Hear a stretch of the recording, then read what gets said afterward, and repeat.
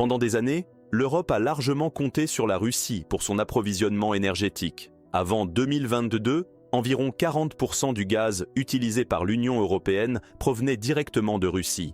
Certains pays, comme l'Allemagne, allaient encore plus loin. Plus de la moitié de leur consommation, environ 55%, reposait sur les pipelines russes. Pourquoi une telle dépendance? La raison était simple. La Russie offrait un approvisionnement abondant à des prix attractifs, rendant l'accord économiquement viable. Pendant longtemps, ce partenariat semblait stable et fiable. Mais en 2022, tout a basculé. L'invasion de l'Ukraine par la Russie a provoqué une onde de choc en Europe, forçant les dirigeants à revoir leur stratégie énergétique. Soutenir l'Ukraine signifiait couper les liens avec Moscou, et l'Union européenne n'a pas tardé à réagir. Des sanctions ont été mises en place, et un objectif ambitieux a été fixé: éliminer totalement les importations de combustibles fossiles russes d'ici 2027. Le défi était immense. L'Europe devait trouver, et vite, une alternative pour combler ce vide énergétique. La première solution s'est imposée d'elle-même: les États-Unis. Le GNL américain est devenu un véritable pilier du plan européen,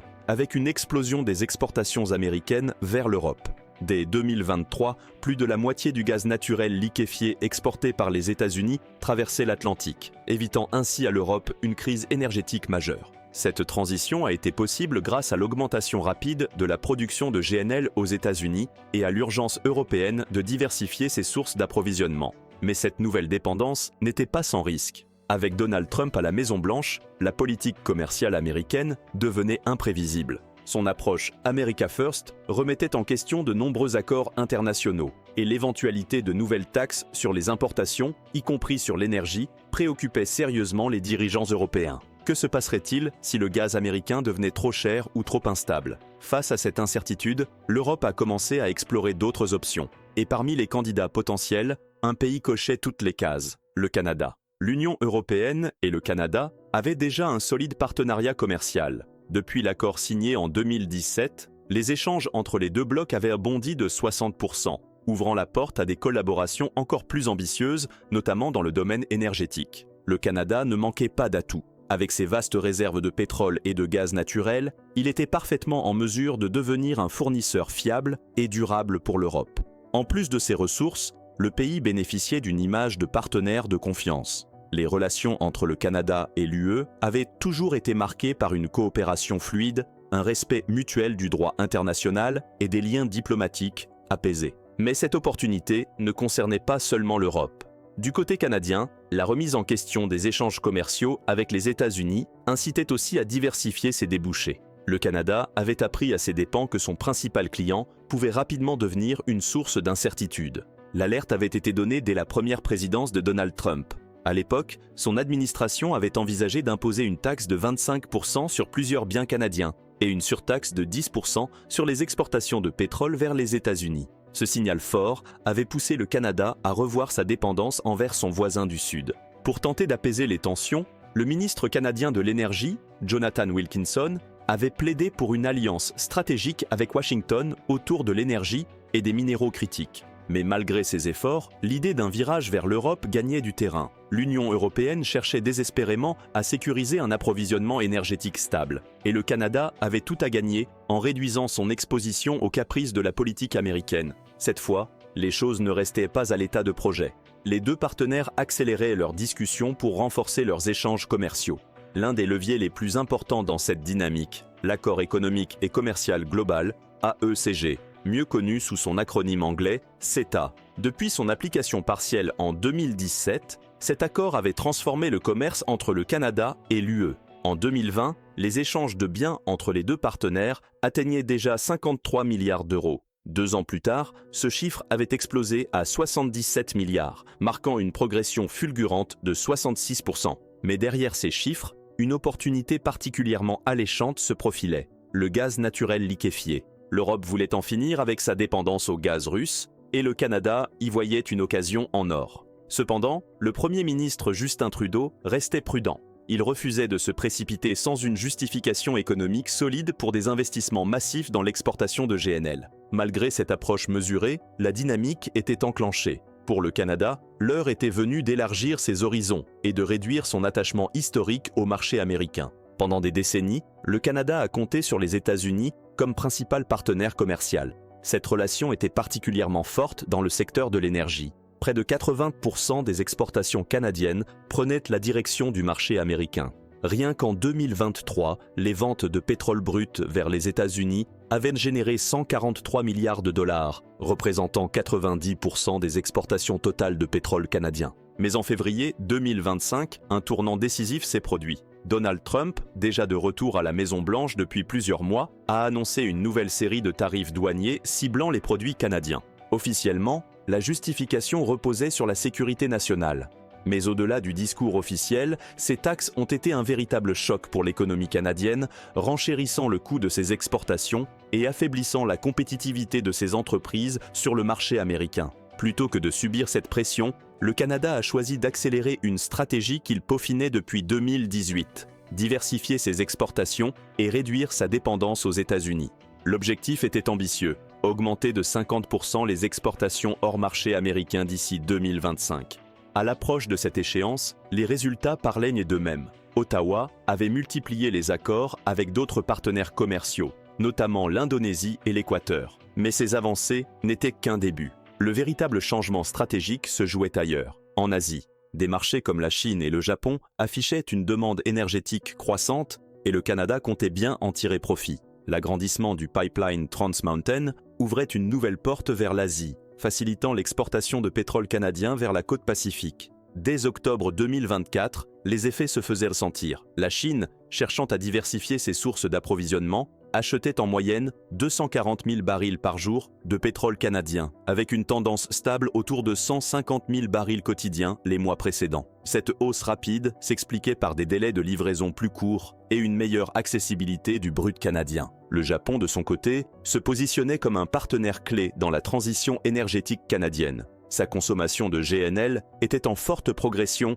et pourrait atteindre 74 millions de tonnes métriques par an d'ici 2040, surtout si les projets d'énergie renouvelable prenaient du retard. Saisissant cette opportunité, le gouvernement canadien multipliait les discussions avec Tokyo pour établir des accords solides sur le long terme. Parmi les figures de proue de cette offensive commerciale, Rebecca Schulz, ministre de l'Environnement et des zones protégées de l'Alberta, insistait sur l'urgence de trouver de nouveaux débouchés, notamment face à la menace de nouveaux tarifs douaniers américains. Mais au-delà du Japon, le Canada voyait encore plus grand. Il nourrissait de vastes ambitions pour devenir un acteur majeur du marché mondial du GNL. L'un des projets les plus ambitieux dans cette quête d'indépendance énergétique était Énergie Saguenay, une initiative colossale née en 2014 avec un investissement estimé à 7,2 milliards de dollars. L'idée était simple, bâtir un terminal GNL au port de Saguenay, capable d'exporter 11 millions de tonnes de GNL par an. Ce qui rendait ce projet unique, c'était son mode d'alimentation. Contrairement aux terminaux traditionnels fonctionnant au gaz ou au charbon, Énergie Saguenay devait s'appuyer entièrement sur l'hydroélectricité, réduisant ainsi son empreinte carbone. Pour garantir un approvisionnement constant en gaz naturel, un gazoduc de 782 km devait être construit, reliant le terminal aux réserves situées dans le nord-est de l'Ontario. Mais l'enthousiasme du secteur énergétique canadien s'est heurté à une forte opposition. En juillet 2021, le gouvernement du Québec a stoppé net le projet, estimant que ses promoteurs n'avaient pas réussi à prouver qu'il contribuerait à réduire les émissions mondiales de gaz à effet de serre. Puis, en février 2022, un verdict encore plus sévère est tombé. L'Agence d'évaluation d'impact du Canada a conclu que le projet serait plus nuisible qu'utile. Augmentation massive des émissions de carbone, menace pour les populations de belugas dans l'estuaire du Saint-Laurent et conséquences négatives pour plusieurs communautés autochtones. Face à ces obstacles, le projet a été officiellement abandonné. Mais avec la montée des tensions commerciales et l'incertitude économique, l'idée d'une relance n'a jamais complètement disparu. En coulisses, le gouvernement du Québec laissait entendre qu'une réouverture du dossier n'était pas impossible. Toutefois, la condition était claire. Il fallait un large soutien public et des garanties environnementales solides pour éviter un nouveau rejet. Christine Fréchette, ministre québécoise de l'économie et de l'énergie, ne fermait pas totalement la porte, mais elle était catégorique. Sans l'adhésion de la population, le projet ne verrait pas le jour. Mais même en cas de relance, les obstacles environnementaux restaient majeurs. L'un des points les plus sensibles concernait les belugas du Saint-Laurent. Cette espèce emblématique était en déclin depuis des années, avec une population estimée à seulement 900 individus en 2012 et une baisse annuelle d'environ 1%. Le projet prévoyait l'envoi d'environ 300 méthaniers par an à travers le fjord du Saguenay, ce qui augmenterait la pollution sonore et le risque de collision, compliquant encore la survie des belugas. Autre défi de taille, les émissions de CO2. Si Énergie Saguenay voyait le jour, il pourrait générer jusqu'à 50 millions de tonnes de CO2 par an pendant 25 ans. Pour donner une idée de l'impact, cela équivaudrait aux émissions annuelles de 15 millions de voitures. Avec un tel bilan carbone, ce projet entrait en contradiction avec les objectifs climatiques du Canada et les engagements pris dans le cadre de l'Accord de Paris. Toutefois, l'enjeu énergétique du Canada ne se limitait pas à un seul projet. Pendant des décennies, le pays a été le principal fournisseur de gaz naturel des États-Unis. En 2020, les exportations de gaz canadien ont atteint un sommet de 107 milliards de mètres cubes. Même en 2022, elles restaient à 85 milliards de mètres cubes, représentant 99% des importations de gaz naturel des États-Unis. Mais avec la montée des tensions commerciales et les incertitudes géopolitiques, le Canada commençait à réévaluer cette dépendance. Désormais, Ottawa voyait un avenir où ses exportations ne dépendraient plus uniquement du marché américain, mais s'ouvriraient aussi à l'Europe et l'Asie. L'un des projets phares de cette diversification, GNL Canada, en Colombie-Britannique, était sur le point d'entrer en production. Sa première phase devait être opérationnelle dès mi-2025, avec une capacité d'exportation de 50 et 1 million de mètres cubes par jour. Et si tout se passait comme prévu, une seconde phase pourrait doubler cette capacité, atteignant 102 millions de mètres cubes quotidiens. Ce changement de cap ne concernait pas uniquement l'économie canadienne. Il pouvait aussi provoquer un séisme sur le marché énergétique américain. Si le Canada réduisait ses livraisons de gaz aux États-Unis, l'impact serait immédiat. Les prix du gaz aux États-Unis pourraient grimper en flèche, surtout lors des hivers rigoureux ou des vagues de chaleur, lorsque la demande en énergie explose. Les industries américaines, qui s'appuyaient sur un gaz naturel bon marché pour limiter leurs coûts de production, risquaient de voir leurs dépenses augmenter, et cette hausse pourrait se répercuter sur les consommateurs. Pendant ce temps, le Canada voyait dans cette réorientation une occasion unique. En exportant davantage de GNL vers l'Europe et l'Asie, le pays ne faisait pas qu'élargir son marché. Il réduisait aussi son exposition aux politiques commerciales imprévisibles des États-Unis, sécurisant ainsi son économie sur le long terme. Un autre levier clé de cette nouvelle stratégie énergétique était l'expansion du pipeline Trans Mountain. Ce projet titanesque avait multiplié par 3 la capacité d'exportation de pétrole brut du Canada, portant le volume transporté à 890 000 barils par jour. Grâce à cette amélioration, le pétrole canadien pouvait désormais atteindre les marchés asiatiques en bien plus grande quantité, une aubaine pour des pays comme le Japon et la Corée du Sud, avides de diversifier leurs sources d'approvisionnement. Mais cette redirection des exportations ne se faisait pas sans conséquences pour les États-Unis. Depuis des années, les raffineries américaines, en particulier celles conçues pour traiter du pétrole lourd, dépendaient du brut canadien. Avec une part croissante de ce pétrole qui partait désormais vers l'Asie, ces raffineries devaient se tourner vers d'autres fournisseurs, souvent à des prix plus élevés. Résultat, des marges de profit plus serrées et un risque de hausse des prix du carburant pour les consommateurs américains. Ce bouleversement commercial s'inscrivait dans un contexte déjà tendu entre Washington et Ottawa. Les tarifs imposés par les États-Unis sur les produits canadiens avaient déclenché une riposte immédiate de la part du Canada, qui avait appliqué à son tour des mesures de rétorsion.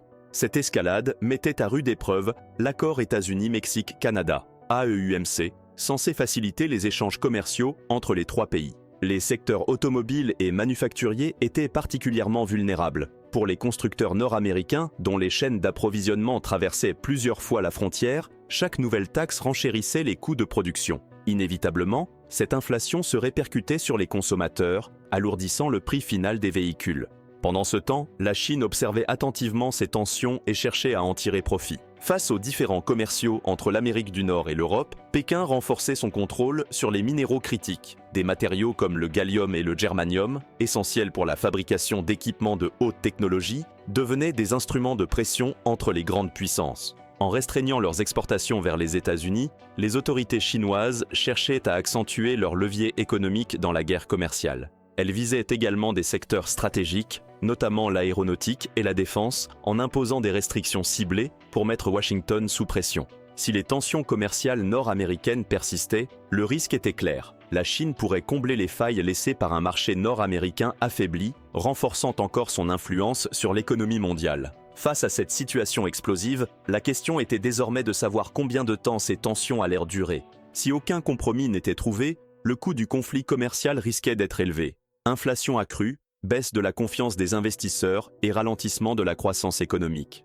Le Canada, lui, semblait déterminé à poursuivre son virage stratégique. En diversifiant ses partenaires et en renforçant ses liens avec l'Europe et l'Asie, il tentait de s'affranchir d'une dépendance trop risquée aux États-Unis. Mais ce pari était-il le bon? L'avenir le dira.